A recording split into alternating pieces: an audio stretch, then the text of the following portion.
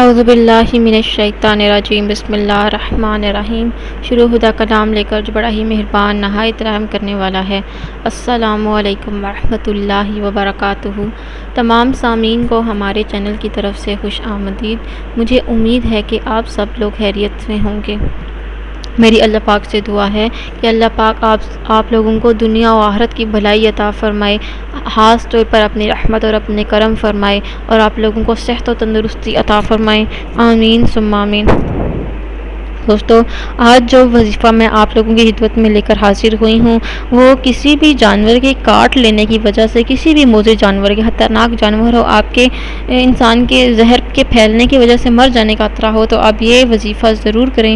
انشاءاللہ تعالیٰ آپ کو آرام حاصل ہوگا اور خدا تعالیٰ کی طرف سے خاص رحم ہوگا، اور آپ کو صحت و تندرستی نصیب ہوگی انشاءاللہ تعالیٰ۔ لیکن وظیفہ بتانے سے پہلے میری آپ لوگوں سے ایک چھوٹی سی درخواست ہے کہ آپ میری اس ویڈیو کو لائک کر لیں اور اپنے دوستوں کے ساتھ شیئر ضرور کریں، اور شیئر آپ لوگوں نے صرف اور صرف اس نیت کے ساتھ کرنا ہے کہ یہ ویڈیو آپ لوگوں کے لیے صدقہ جاریہ کا ذریعہ بنے گی اور اس سال ثواب کا ذریعہ بنے گی۔ ہو سکتا ہے کہ آپ کے ایک شیئر کرنے کی وجہ سے کسی انسان کی جان بچ جائے، یا اس کی بہت بڑی پریشانی یا مشکل حل ہو جائے انشاءاللہ تعالیٰ۔ دوستو، اب میں آپ کو بتاتی ہوں کہ آپ نے یہ وظیفہ شروع کیسے کرنا ہے۔ اگر آپ کو کسی جانور نے کاٹ لیا ہے، تو آپ نے یہ آیت کریمہ، ہر جانور کے کاٹے کے لیے اکسیر ہے، بہت ہی زیادہ اچھا ہے، ٹھیک ہے۔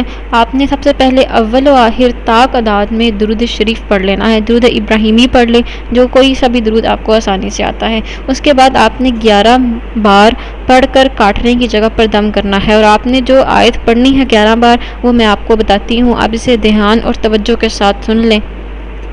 وہ کچھ اس طرح ہے: بسم اللہ الرحمن الرحیم، ام ابرموا امرا فإنا مبرمون، صدق اللہ العظیم۔ یہ آیت آپ لوگوں نے پڑھنی ہے 11 مرتبہ، اور پڑھ کے جس جگہ پہ کاٹا گیا ہے اس جگہ پہ آپ دم کریں، انشاءاللہ تعالیٰ تمام زہر ختم ہو جائے گا، اور آپ کو اللہ تعالیٰ کی طرف سے تندرستی حاصل ہوگی۔ دوستو، آپ لوگوں سے انشاءاللہ تعالیٰ پھر ملاقات ہوگی ایک نئی وظیفے کے ساتھ، ایک نئی ویڈیو کے ساتھ۔ اب تک آپ اس وظیفے سے اپنا ضرور فائدہ اٹھائیے گا انشاءاللہ تعالیٰ۔